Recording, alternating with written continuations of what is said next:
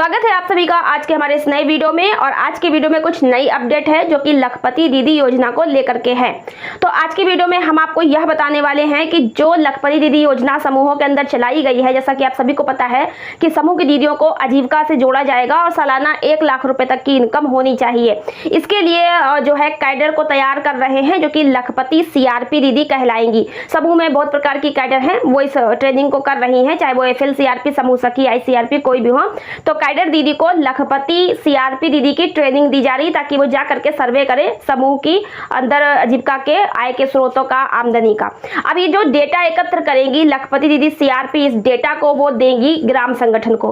ग्राम संगठन क्या भूमिका है, क्या जिम्मेदारी है, क्या उत्तरदायित्व है, इस लखपति दीदी योजना को लेकर के क्या काम करेगा, क्या जिम्मेदारी निभाएगा, वो जानेंगे आज की वीडियो में। और जो वीओ ग्राम संगठन डेटा को एकत्र करेगा, उस अपनी जिम्मेदारी को जो भी कार्य करेगा लखपति दीदी योजना को लेकर के, वो अपना डेटा देगा सीएलएफ यानी संकुल स्तरीय संघ में। और जो लखपति दीदी सीआरपी है, इनका जो डेटा एकत्र होगा ये जाएगा सीएलएफ में।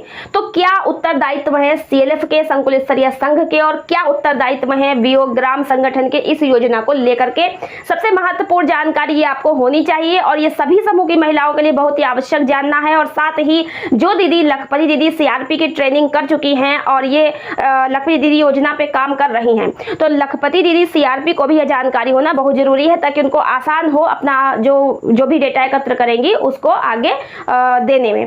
चलिए देखते हैं। सबसे पहले हम लोग बात करेंगे वीओ ग्राम संगठन के बारे में कि वीओ ग्राम संगठन के क्या उत्तरदायित्व हैं। उसके पहले आप समझिए कि जो ट्रेनिंग लखपति दीदी सीआरपी को दी जा रही है, उन्हें जो है गांव-गांव जाके समूहों में सर्वे करना है, आय के स्रोतों का पता लगाना है, महिलाओं को बात करके उनके अंदर क्या रुचि है, क्या उनके पास सुविधा है, उसके हिसाब से उनको आजीविका से जोड़ना है। इसके लिए वो रजिस्टर बनाएंगी, अपना रजिस्टर में लिखेंगी क्या क्या गतिविधि जो भी उन्हें ट्रेनिंग पर सिखाई गई है, और वो सारा जो डेटा एकत्र करेंगी तो वो जो है उनको लिखापड़ी में रखना है। वो सब हम आगे बात करेंगे कि कैसे रजिस्टर क्या कुछ बनाना है।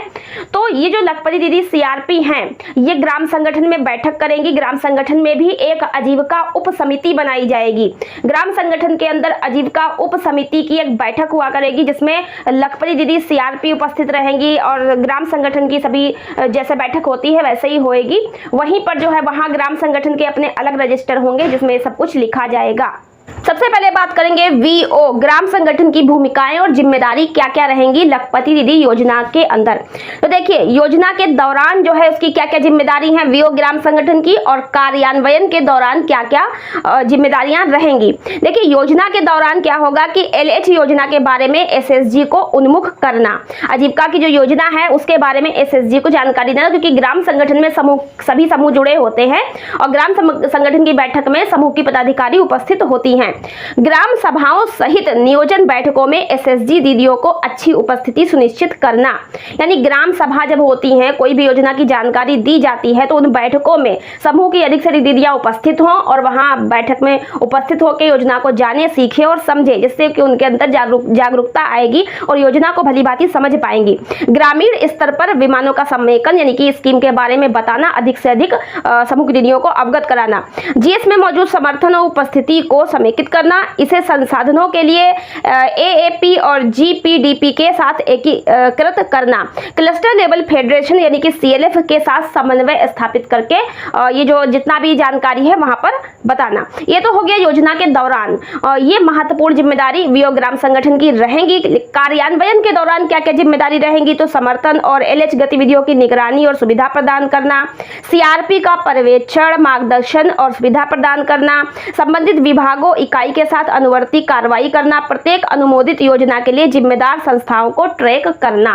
तो देखिए, आजीविका गतिविधि जो है वो एक दो नहीं है। आजीविका गतिविधि अलग अलग प्रकार की होती हैं, जैसे कि सेवा आधारित आजीविका होती है, इसके अलावा कृषि आधारित आजीविका होती है। कृषि आधारित आजीविका में भी कई प्रकार से होती है, तो उसमें भी अलग अलग टाइप होते हैं, उस पर हम अगली वीडियो में आगे बात करेंगे। और गैर कृषि आधारित भी आजीविका होती हैं और इनमें भी अलग अलग टाइप होते हैं। हम आपको अगली वीडियो में बताएंगे कि कृषि आधारित आजीविका, फॉर्म आजीविका, नॉन फॉर्म आजीविका और सेवा आधारित आजीविका और भी बहुत सारी आजीविकाएं हैं, उनको लेकर के हम आगे बात करेंगे। अगर वो जानना चाहते हैं तो आप लोग वीडियो को लाइक करें और चैनल को सब्सक्राइब कर लीजिएगा ताकि अगली वीडियो भी आप लोगों को मिल पाए। तो वीओ ग्राम संगठन जो है इस पर कार्य करेगा और इसका जो है जो भी 6 समूह की दीदियों के बीच जाकर के जो लखपति दीदी सीआरपी काम करेगी वो ग्राम संगठन की बैठक में डेटा देंगी और एकत्र होगा, वहां पे नोट डाउन किया जाएगा, रजिस्टर आदि बनाए जाएंगे। अब ग्राम संगठन के ऊपर होता है सीएलएफ, तो सीएलएफ संकुल स्तरीय संघ की क्या जिम्मेदारियां रहेंगी।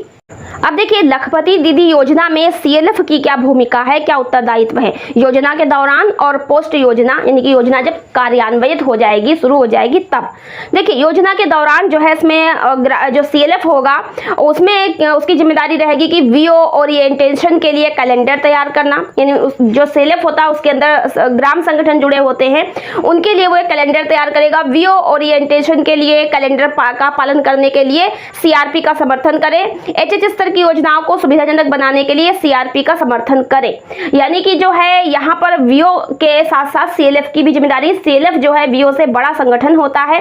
योजना के दौरान वो एक प्रारूप तैयार करेगा, कैलेंडर तैयार करेगा, सीआरपी को समर्थन करेगा, सीआरपी को जो है मार्गदर्शन करेगा, सीआरपी को सहायता करेगा, सहयोग करेगा। ठीक है, अब योजना का कार्यान्वयन हो जाएगा तब सीएलएफ की क्या क्या भूमिका रहेगी। समेकित आजीविका योजना की समीक्षा और विश्लेषण करना कि जो भी आजीविका गतिविधि शुरू की गई हैं उसमें समूहों का एक मतलब सब डाटा प्रोफाइल वाइज बनाया जाएगा, कौन कौन समूह किस आजीविका गतिविधि से जोड़ा गया है, क्या क्या उसकी प्रोग्रेस रही, कितना लाभ, कितनी इनकम, ये जो है हर 6 महीने पर मतलब डेटा जो है वो उसका भरा जाएगा। ठीक है, तो ऑनलाइन तरीके से ही डेटा उसका भरा जाएगा, अपडेट किया जाएगा। जो भी समूह आजीविका गतिविधि से जुड़ेगा या जो भी दीदी आजीविका गतिविधि से जुड़ेगी तो उन गतिविधियों की पहचान करना जिन्हें सीएलएफ वीओ संसाधनों के माध्यम से समर्थित किया जा सकता है।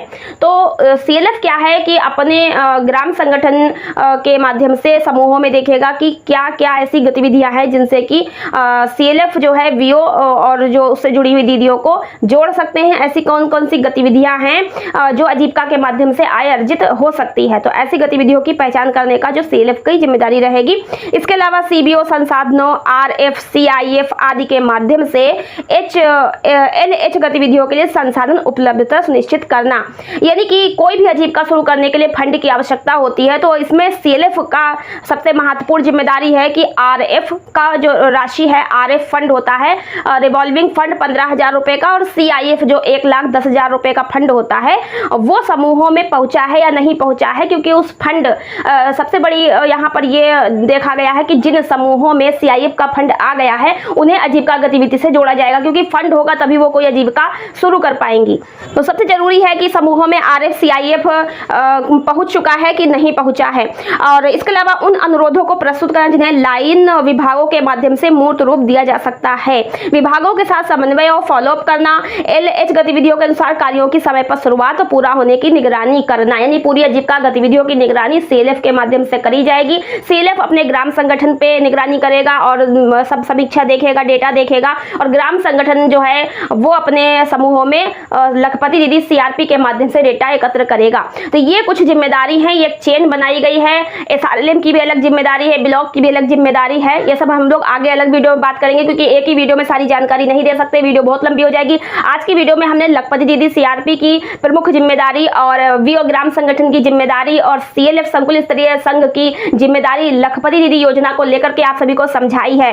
और भी इस वीडियो में ऐसे कई सारे पॉइंट्स आए होंगे जिसका मतलब अगर आपकी नहीं समझ में आया तो कमेंट में लिख दीजिएगा, उसको हम अलग वीडियो में आपको समझा देंगे। फिलहाल बहुत ही महत्वपूर्ण है और यह वीडियो आप सभी लोग इसको लाइक करें और शेयर जरूर कीजिएगा। और भी इस योजना से जुड़ी हुई जानकारी और जो भी अपडेट और जो भी आपको जानकारी चाहिए है उसकी वीडियो आगे मिलती रहेंगी।